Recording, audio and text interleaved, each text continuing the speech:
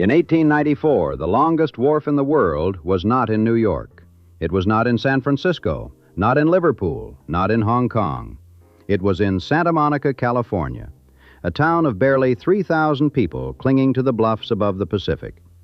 Nearly a mile of double-tracked timber reaching into the ocean, built to handle cargo ships and freight trains, built to make this sleepy stretch of coastline the great commercial port of the American West. Today, no trace of it remains, not a single piling. You can stand on the Pacific Coast Highway at Will Rogers State Beach, right where the wharf began, and the only thing marking the spot is a bronze plaque. The ocean took it back. That disappearance, something enormous, built with absolute confidence, gone without a physical trace, turns out to be the story of Santa Monica itself. This is a city that has reinvented itself more completely and more often than almost any place in America. Port town, resort town, company town, the symbolic end of the American road, pedestrian shopping paradise, Silicon Beach. Each identity was real, each one was brilliant, and each one faded or was ripped away, leaving the city standing on the bluffs, figuring out what it was supposed to be next. Right now, in the middle of the 21st century's third decade, Santa Monica is between identities again, and the gap is showing. To understand how a city that drew 8.5 million visitors in 2019 has been struggling to attract half that number, you have to go back to a silver mine in Nevada, a bar tab that couldn't be paid, and a fight in the United States Congress that decided the future of Southern California. The man who built Santa Monica was not from California. John Percival Jones was born in Herefordshire, England in 1829. He came to America as a young man, chased the gold rush to California, served as sheriff of Trinity County, then made his fortune not in gold but in silver, the Comstock lode in Nevada. By 1873, Jones was a United States Senator representing Nevada and one of the wealthiest men in the West. And he had an idea. Los Angeles in the 1870s had no usable port. San Pedro Bay to the south was shallow, exposed, plagued by mud flats.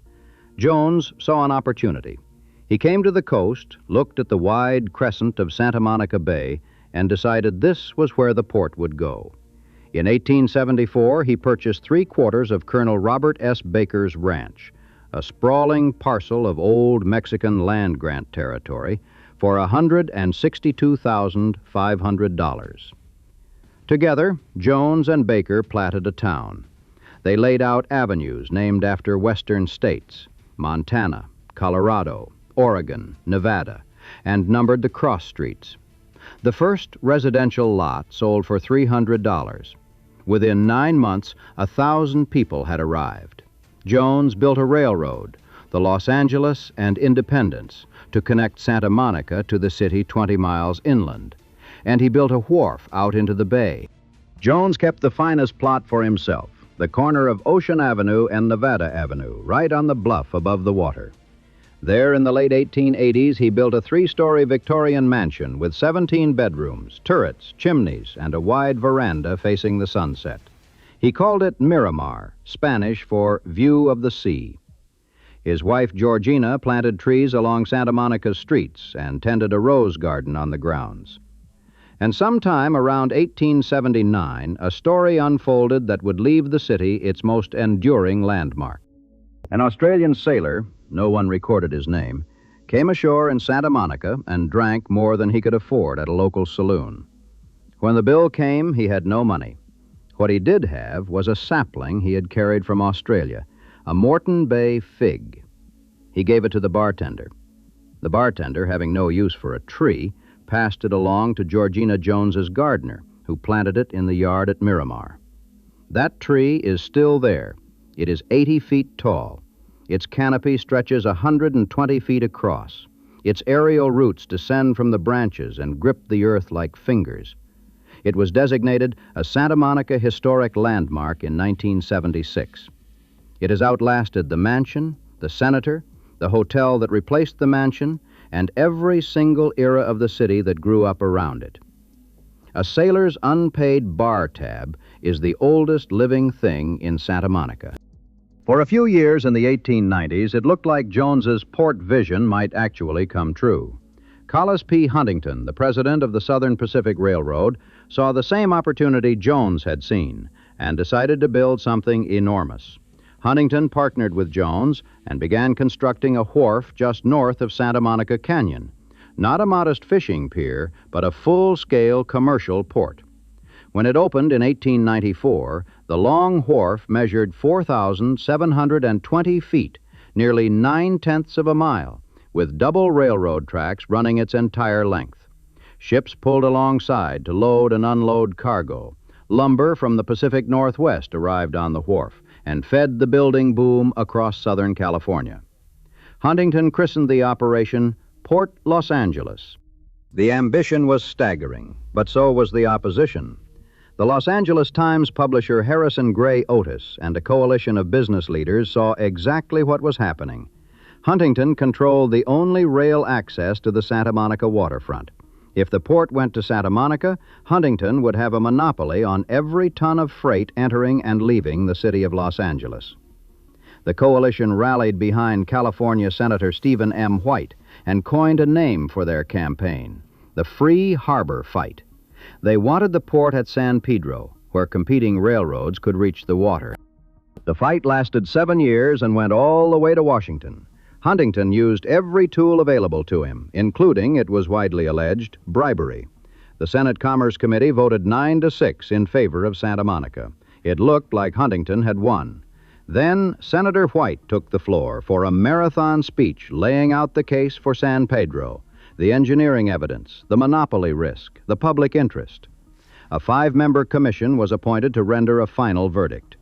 On March 1st, 1897, despite widespread fears they would be bought off, the commissioners chose San Pedro. Santa Monica's founding purpose was dead. The entire reason Jones had platted the town, built the railroad, and attracted 1,000 settlers in 9 months was gone. The long wharf limped along for another 2 decades, losing traffic steadily to the growing port of Los Angeles at San Pedro.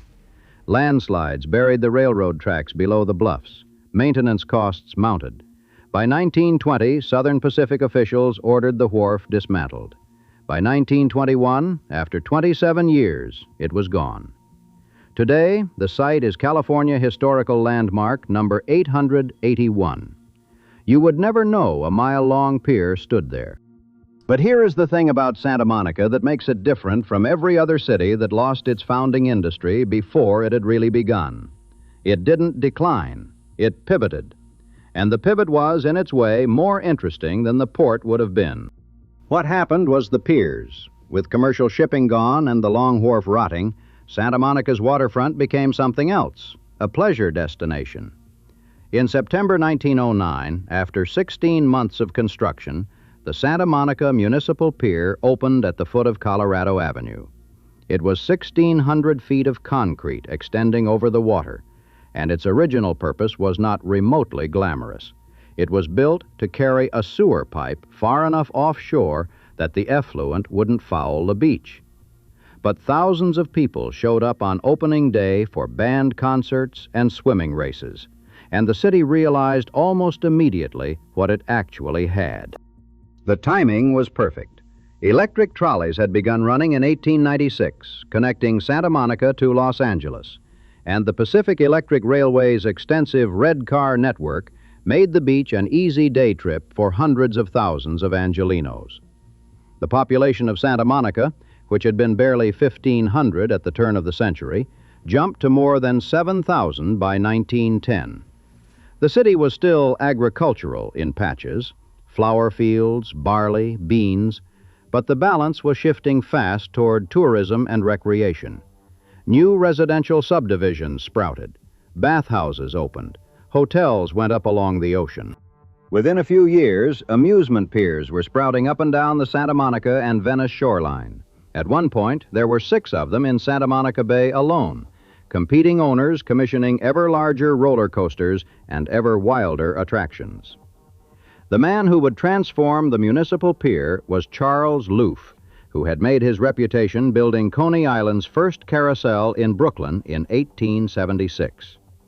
Loof saw the crowds on the Santa Monica Pier and bought the land just south of it. In 1916, he opened a pleasure pier alongside the municipal one, the Hippodrome building, which still stands as the oldest structure on the pier.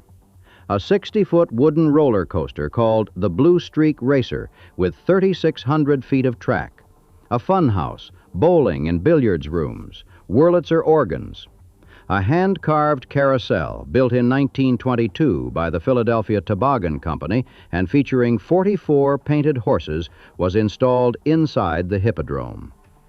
Loof died 2 years later in 1918 at 66, but his family ran the pier for years afterward. The two piers eventually merged into the single structure that exists today, the sole surviving amusement pier in California, drawing somewhere between 9 and 14 million visitors a year at its peak. The irony is almost too neat. A pier built to pump sewage into the ocean became the most photographed, most Instagrammed pier in the state. The sewage practice was discontinued in 1928, but by then nobody associated the pier with plumbing. They associated it with the carousel and the roller coaster and the view. But irony was becoming a pattern in Santa Monica, because while the amusement piers were drawing weekend crowds, something else was happening a few blocks inland that would transform the city in ways no one anticipated. In 1920, a 28-year-old MIT graduate named Donald Wills Douglas rented the back room of a barbershop on Wilshire Boulevard and started an aircraft company. His first plane, the Cloudster, built in 1921, was the first aircraft ever to lift a payload exceeding its own weight. Within 4 years, he had moved his growing operation to Clover Field, the Santa Monica Airport, which had been operating since 1919 and is the oldest operating airport in Los Angeles County. And a pair of Douglas-built aircraft, the Douglas World Cruisers, had completed the first circumnavigation of the Earth by air in 1924, covering the distance in 371 hours of flying time. Douglas ran the advertising slogan, "First to circle the globe," for years afterward. Jack Northrop, who would later found the Northrop Corporation, was among the early employees.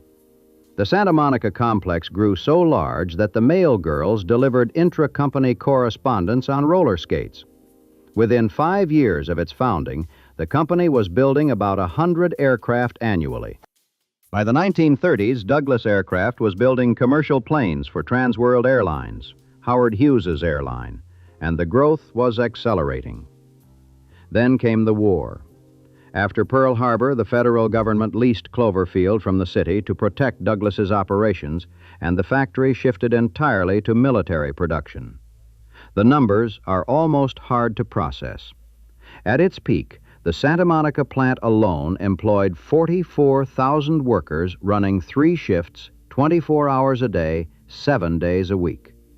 Across all Douglas facilities, Santa Monica, El Segundo, Long Beach, Tulsa, Chicago, the company employed more than 160,000 people and produced over 30,000 aircraft during the war, including the C-47 Skytrain transport that General Eisenhower later called one of the 4 weapons most vital to winning the war. Santa Monica, the beach town that was supposed to be a port, had become a company town. Entire neighborhoods were built to house the Douglas workforce. The Sunset Park subdivision, bounded by Lincoln and Pico Boulevards, Centinela Avenue, and the streets south toward the airport, was developed specifically for Douglas employees. Many of those modest single-family homes built during the 1940s housing crunch still stand. Donald Douglas built a streamlined modern movie theater at 1328 Montana Avenue for his workers. He called it the Arrow. During the war, like the factory itself, the Arrow ran 24 hours a day so that employees on the graveyard shift could catch a picture during their off hours. And then there was the camouflage. In 1941, worried about a Japanese air attack on the West Coast, Douglas asked his chief engineer, Frank Colbum, and architect H. Roy Kelly to figure out how to hide the entire factory from the sky. What they created was one of the most remarkable deceptions of the war. The entire Douglas plant was covered with a canopy of chicken wire and burlap, painted to look like a residential neighborhood. From the air, the factory was invisible. There were fake houses, fake garages, fake sidewalks, fake trees, even fake streets that aligned seamlessly with the real streets of the surrounding neighborhood. Rubber cars sat in driveways. The tallest hangar was sculpted to look like a gently sloping hillside. The disguise was so convincing that pilots had trouble finding Clover Field. Some landed at nearby airstrips and complained that someone had moved the runway. Douglas stationed men at each end of the airfield to wave red flags like matadors, guiding planes in. When the camouflage was finally removed in July 1945, the local paper reported it was as if a landmark had been destroyed. A fake neighborhood had become more familiar than some real ones. The end of the war brought layoffs. Roughly 100,000 jobs disappeared overnight across Douglas's plants. But it also brought something unexpected. In 1946, a division within Douglas called Project RAND was established to continue the kind of research and analysis the military had relied on during the war. The name stood for Research and Development. In 1948, Project RAND split from Douglas entirely, became an independent, nonprofit corporation, and took up residence on Main Street in Santa Monica. It was funded with $1 million loan from the Ford Foundation. That think tank, the RAND Corporation, is still headquartered in Santa Monica today, still at 1700 Main Street, still producing policy analysis that shapes American strategy. Someone at Douglas's company had said at the time that if anyone predicted RAND would outlast Douglas aircraft in Santa Monica, they would have been called crazy. But that is exactly what happened.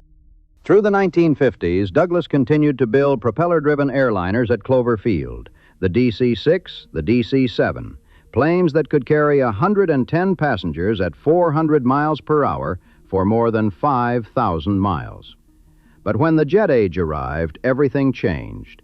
Douglas developed the DC-8 to compete with Boeing 707 and came to the Santa Monica city government with a proposal: extend the runway to accommodate the new jet aircraft and let the company build new corporate offices. The city said no.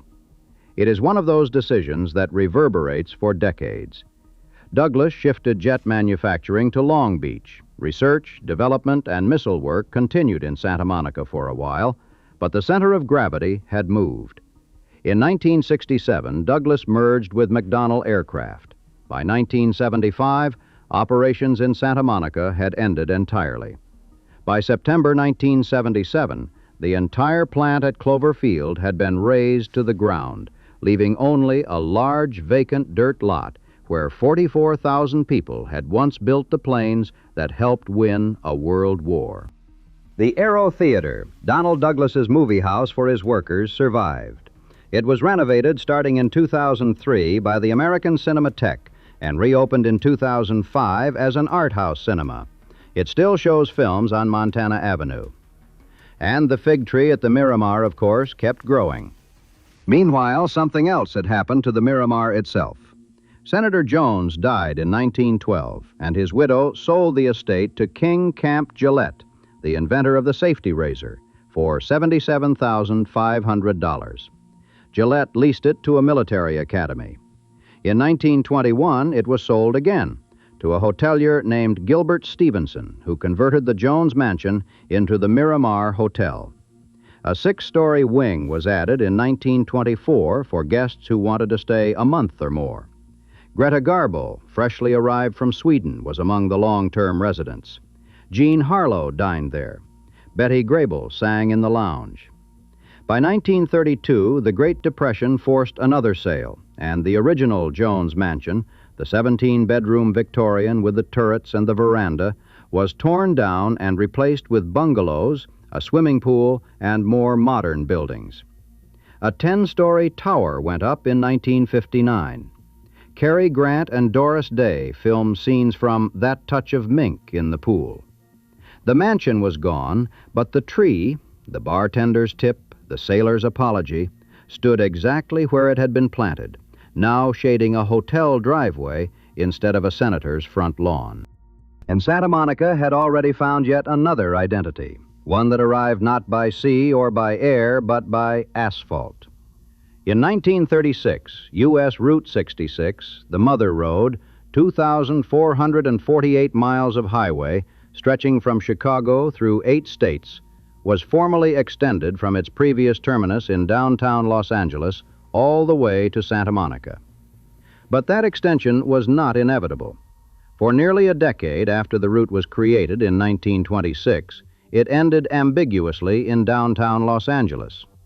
Santa Monica wanted it badly enough that in the winter of 1930, city officials paid the Auto Club of Southern California to post rogue Route 66 signs along Santa Monica Boulevard all the way to Ocean Avenue. Unauthorized markers on a federal highway placed without government approval, announcing a terminus that did not officially exist. The signs were taken down within weeks. But the city kept pushing, and in 1935 the extension was finally approved. The official end point was the intersection of Lincoln and Olympic Boulevards, where Route 66 met U.S. Highway 101. But symbolically, emotionally, the end of the trail was at the ocean. Santa Monica became the place where America ran out of continent. Every family that had loaded a car in Oklahoma or Missouri or Illinois and driven west, chasing whatever they were chasing, a job, a fresh start, the sun, arrived in Santa Monica and could go no farther. The pier sits right there at the bottom of the road, and in 2009, a sign was installed. End of the trail. It is not quite historically accurate, but it is exactly right. The Route 66 Centennial, 100 years of the Mother Road, is being celebrated in 2026 across all 8 states. Santa Monica and the pier remain the symbolic western terminus of that ongoing story. Route 66 was eventually decommissioned, replaced by the interstate system. But the mythology endured, and Santa Monica rode it. By the late 20th century, the city had become one of the premier tourist destinations on the West Coast, and its commercial heart was a stretch of 3rd Street between Wilshire and Broadway. 3rd Street had been Santa Monica's main commercial corridor since the 1890s, when it took over from 2nd Street. By the middle of the 20th century, it was a conventional downtown shopping street, department stores, banks, small retailers. But like every other American downtown, it was losing ground to suburban malls. In 1965, a section of 3rd Street was closed to cars and converted into a pedestrian mall. The experiment didn't work. Foot traffic declined, stores closed, and by the late 1980s, 3rd Street was struggling. The city tried again. In 1989, the pedestrian mall was redesigned and reopened as the 3rd Street Promenade, 3 blocks of car-free walking with topiary dinosaurs, movie theaters, chain retailers, street performers, and restaurants, all a few blocks from the ocean. This time, it worked spectacularly. At its peak, the promenade attracted more than 11 million visitors a year. In 2015, the promenade and the nearby pier generated $517 million in retail sales. People flew to Los Angeles specifically to walk those 3 blocks. And the tech industry found Santa Monica, too. Google opened its first Los Angeles office in Santa Monica in 2003. Other companies followed. Snap Incorporated, Snapchat's parent company, started in nearby Venice and moved its headquarters to Santa Monica, becoming the city's largest private employer with roughly 2,200 workers. By 2022, more than 3,000 technology businesses operated in Santa Monica, employing 29,000 people, accounting for 37% of the city's workforce and 63% of its quarterly payroll. They called the whole coastal corridor Silicon Beach. Santa Monica was reinventing itself again. Not a port, not a company town, not just a tourist stop, but a tech hub. The cycle was repeating. A new industry, a new identity, a new boom. The trouble is that booms in Santa Monica have always been followed by something else. The first crack was structural. The 3rd Street Promenade was built around national retail chains, the kind of stores that by the 2000s were being gutted by online shopping. American Apparel and Nasty Gal went bankrupt and closed their promenade locations. Other retailers downsized or left. Landlords began converting storefronts to creative office space for tech companies, which paid higher rents but generated no foot traffic. The promenade's vacancy rate, historically negligible, began to creep upward. By 2018, it had reached 6%, low by normal standards, but historically high for a street that used to have a waiting list. Then came the pandemic. The prolonged lockdowns devastated the promenade's remaining businesses. By late 2020 and into 2021, vacancy rates had climbed to between 30 and 35%. The outdoor dining and retail that had made the promenade work required exactly the kind of social density that public health orders prohibited. When the restrictions lifted, the crowds did not fully return. And the homelessness crisis, which had been building for years, became impossible to ignore. On any given night, between 800 and 1,100 unhoused individuals are present in Santa Monica, in a city of roughly 93,000 people. The police department's chief reported in 2024 that homeless suspects accounted for 70% of all arrests. The department responds to nearly 24,000 homeless-related calls for service each year, roughly 19% of its total workload. A RAND study, yes, that RAND, still on Main Street, found that most of the unhoused individuals cycling through Santa Monica did not become homeless in the city or even in Los Angeles County. An estimated 6,000 unhoused people pass through annually, the majority staying less than a month. But while they are there, the effect on the street-level experience is profound. Business owners along Wilshire Boulevard reported frequent vandalism, theft, and worse. A sign appeared at a popular outdoor shopping area. Santa Monica is not safe. The numbers tell the rest. In 2017, Santa Monica recorded its all-time peak, 8.71 million visitors. In 2019, the city was still near that level, at 8.41 million, generating $1.89 billion in visitor spending. Then, in 2020, visitation collapsed to 2.03 million. The recovery years brought some gains, 3.5 million in 2021, 5.3 million in 2022. But each year since 2022 has been lower than the one before. In 2024, the city welcomed 4.2 million visitors. In 2025, it fell again to 3.89 million, less than half the 2017 peak. Total visitor days dropped to 5.34 million, down from 11.85 million at the peak. The domestic numbers are especially striking. American visitors dropped 33% in a single year, from 3.5 million in 2023 to 2.36 million in 2024. By 2025, the number had fallen again to 1.95 million. Domestic visitor spending declined from $571 million to $445 million to $394 million in 3 consecutive years. International visitors, by contrast, surged, up 67% in 2024, and their spending has partially cushioned the blow. But the composition shift is telling. International travelers now account for 50% of Santa Monica's visitors, up from just 24% in 2023. The Americans are going elsewhere. Other Southern California destinations have recovered. San Diego drew roughly 32 million visitors in fiscal 2024, about 90% of its pre-pandemic peak.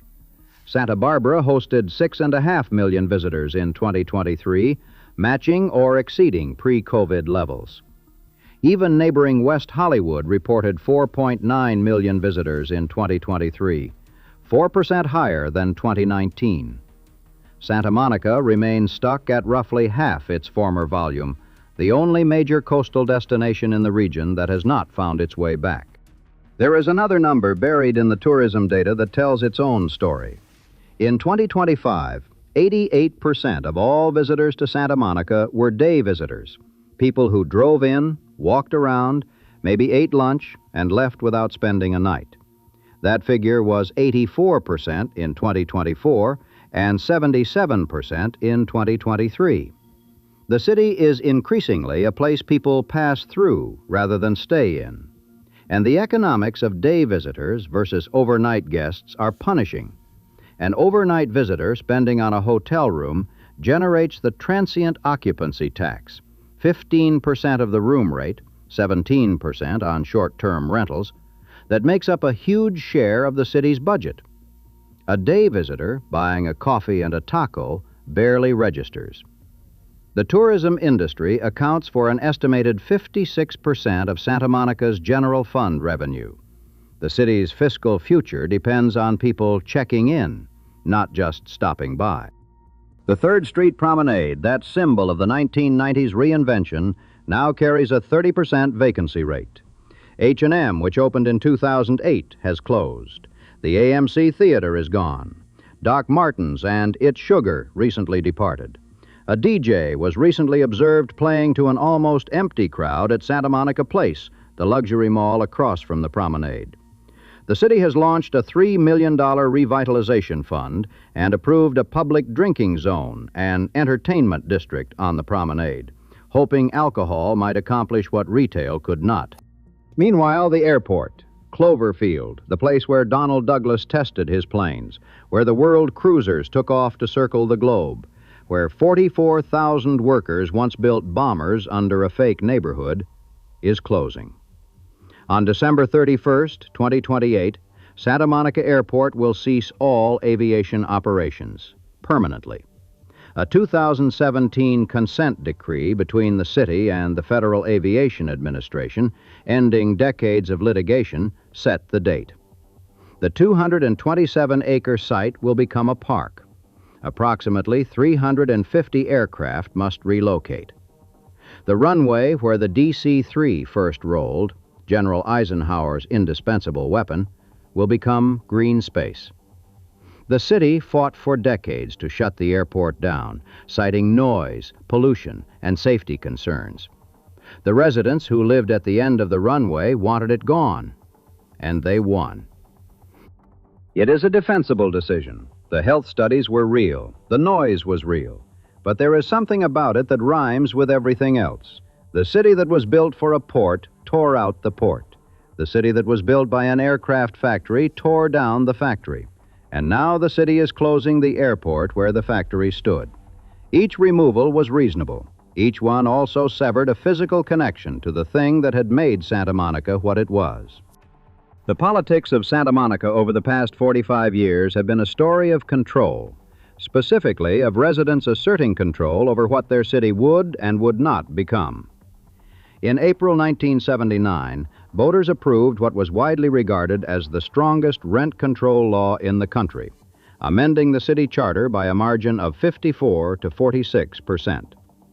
A new organization, Santa Monicans for Renters' Rights, swept 2 candidates onto the city council the same night. By 1981, SMRR had a council majority. The group has dominated Santa Monica politics for most of the decade since, earning the city its nickname, the People's Republic of Santa Monica. In 1979, roughly 80% of housing units in the city were renter-occupied, which helps explain the electoral mass. The city that emerged from these decades of progressive governance is in many ways a pleasant place. The parks are well maintained.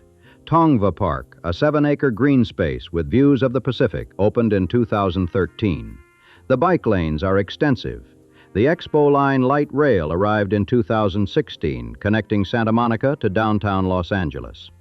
But the same impulse that preserved the character of neighborhoods also resisted new housing, new hotel construction, new commercial density, the very things that keep a tourist economy growing. The last beachfront hotel properties were built in 1999. The city has not added significant hotel capacity in a quarter century. Santa Monica today has 36 hotels and motels with a total of just under 4,000 rooms. The citywide occupancy rate slipped to 72% in 2025, down from 75% the year before, even as the room supply increased 4% after years of renovations wrapped up. More rooms available, fewer of them filled. And the tourism industry accounts for an estimated 56% of the city's general fund revenue. If you stand today at the intersection of Ocean Avenue and Wilshire Boulevard, the very corner where Senator Jones built his mansion in the 1880s, you are looking at the Fairmont Miramar Hotel and Bungalows. The mansion is long gone. The 6-story 1924 wing, the 1959 tower, the renovated bungalows, the pool where Cary Grant swam, all of it has been layered and updated and rebranded. There are plans for a new building designed by Pelly Clark Pelly, 130 feet tall, the maximum height allowed under post-2016 restrictions. And in the hotel's driveway, where it has stood since roughly the year Grover Cleveland was president, is the Moreton Bay fig tree. 80 feet tall, 120 feet wide. Its roots clutch the ground like the roots of something that has decided it is not leaving. The mansion it was planted for is gone. The senator who owned the mansion is gone. The bartender who received it is gone. The sailor who traded it for a drink is gone. The port that the senator came to build was never built. The aircraft factory that replaced the port's purpose was torn to the ground. The road that ended here was decommissioned.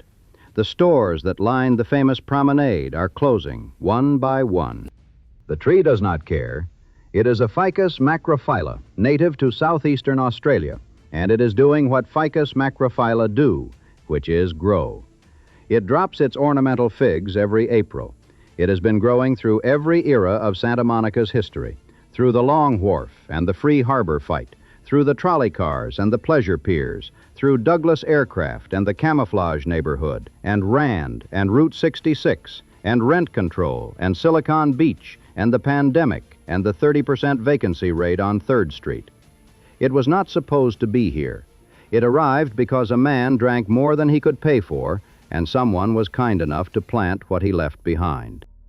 The valet who parks cars beneath its canopy, Renato Argueta, has worked at the Miramar for more than 25 years. He says the tree is his office. He says he gets energy from it.